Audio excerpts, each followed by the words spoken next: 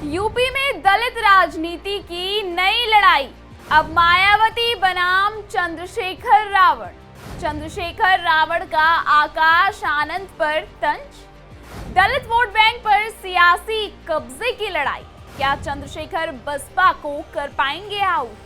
उत्तर प्रदेश की सियासत में एक नई जंग छिड़ चुकी है। वो जंग जो केवल कुर्सी की नहीं बल्कि दलित नेतृत्व की विरासत पर कब्जे की है। एक तरफ मायावती जो दशकों से दलित राजनीति का सबसे बड़ा चेहरा रही हैं, तो दूसरी तरफ चंद्रशेखर आजाद जो खुद को नए दौर की मसीहा बता रहे हैं। अब सवाल ये है, क्या चंद्रशेखर आजाद मायावती की सियासी जमीन को हिला पाएंगे या ये सिर्फ एक नई सियासी होड़ है पुराने ताज के लिए?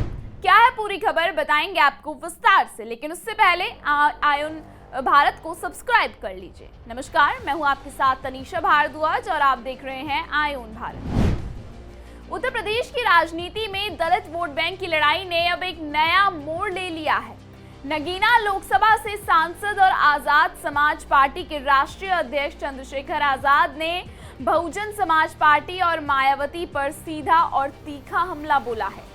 गाजीपुर में कार्यकर्ताओं को संबोधित करते हुए उन्होंने 2026 के त्रिस्तरीय पंचायत चुनाव और 2027 के विधानसभा चुनाव को लेकर बड़े दाव किए, लेकिन असल कहानी इससे कहीं ज्यादा गहरी है। ये कहानी है दलित राजनीति की कमान को दो मजबूत नेताओं के बीच खींचतान की। चंद्रशेखर आजाद ने साफ कहा कि राजनीति में जो 15 साल का सूखा आया है उसके लिए बसपा जिम्मेदार है। उन्होंने कहा कि अगर यह सूखा ना होता तो आज उन्हें राजनीति में आने की जरूरत नहीं पड़ती।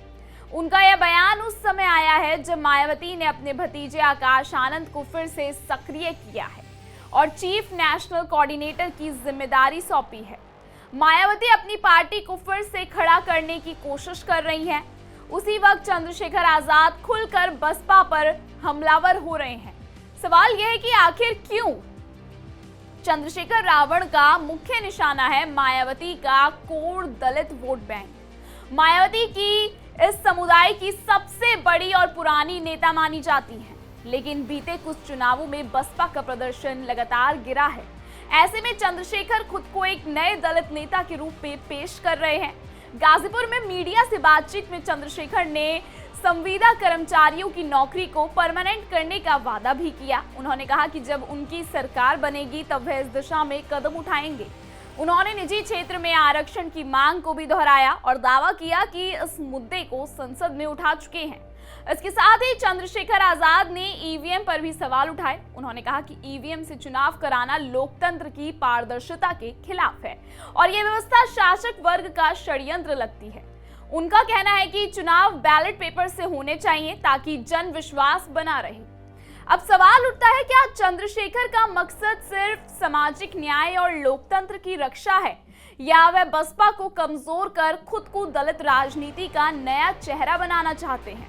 इसमें कोई शक नहीं है कि मायावती एक अनुभवी और स्थापित नेता है, लेकिन चंद्रशेखर आजाद एक उभरती हुई ताकत है जो खासकर युवाओं और शिक्षित दलितों के बीच लोकप्रियता हासिल कर चुके हैं। उनके हमले इस बात का संकेत हैं कि आने वाले चुनावों में दलित वोट बैंक पर सीधी जंग होने वाली है।